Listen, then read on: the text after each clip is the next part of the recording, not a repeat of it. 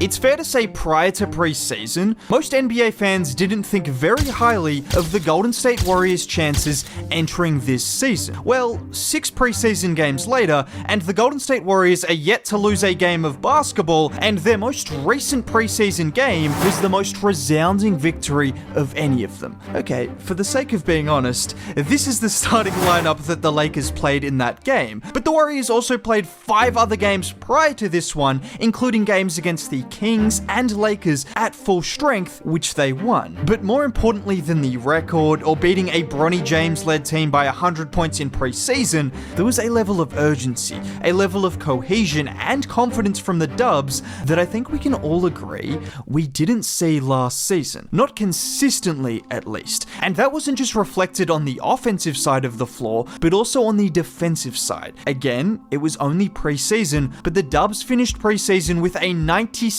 defensive rating, which is very, very elite. And it always helps having the defensive genius that is Draymond Green. Watch him on this play where the Lakers run a pick and roll with AD. And watch Draymond recognize D'Lo is going to make the lob, but that's just one thing. To then have the timing to swat the ball out of the air despite AD having a good 5 inches on him, pause, that's what makes Draymond special. It's similar on this play from the same game. D'Lo sets that little screen to get Rui some space.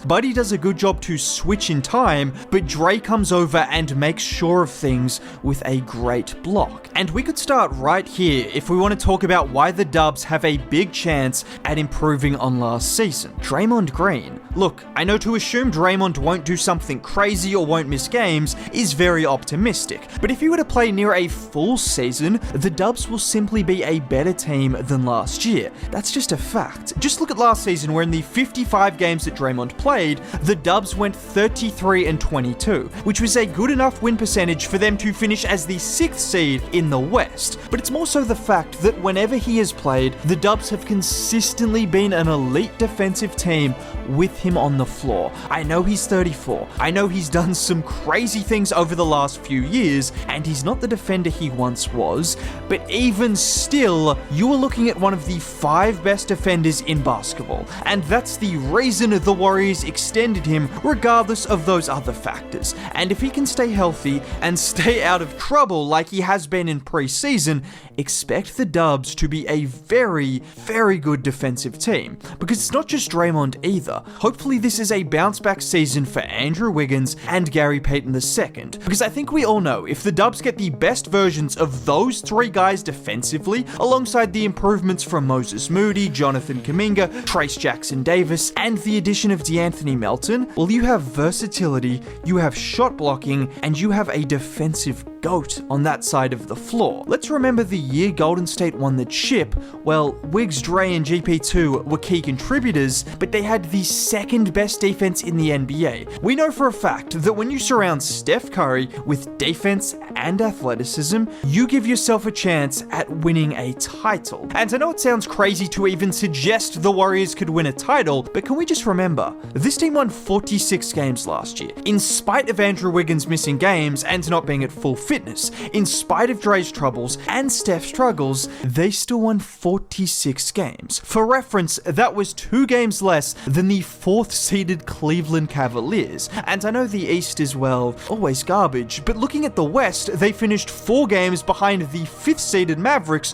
who obviously made the finals. And what I haven't told you is how many close games the Warriors lost. Last season, the Dubs played in 48 games that were considered clutch games. In other words, games that are separated by 5 or less points with 5 minutes remaining. They went 24-24, which isn't terrible, but Denver were 26-14 in those games, the Lakers were 24-9, and the Mavs were 23-9. Let's say the Warriors won an extra 4 of those games and went 28-20, they would have ended the season with 50 wins and as the 5th seed. Now this is where someone is going to tell me maybe the Warriors just aren't a good clutch team. Well, this is where I mentioned the fact they have Stephen Curry on their roster, the same guy who was getting double teamed in the final quarter of the Olympics whilst Kevin Durant Durant and LeBron James were on the same floor. The same guy who won the Clutch Player of the Year award. Just having Steph Curry tells me the Warriors can be a good clutch team. A lot of it just comes down to luck, and in the case of the Dubs last year, they also had guys like Jonathan Kuminga, Brandon Podziemski, and even Trace Jackson Davis all in those kind of situations for the first time in their careers. And this is another aspect of this Warriors team that is unique. When you look at a lot of the other teams in the West, like the Lakers or Phoenix or Dallas, most of those teams might have one or maybe two young players that they could hope to see improvements from entering this season.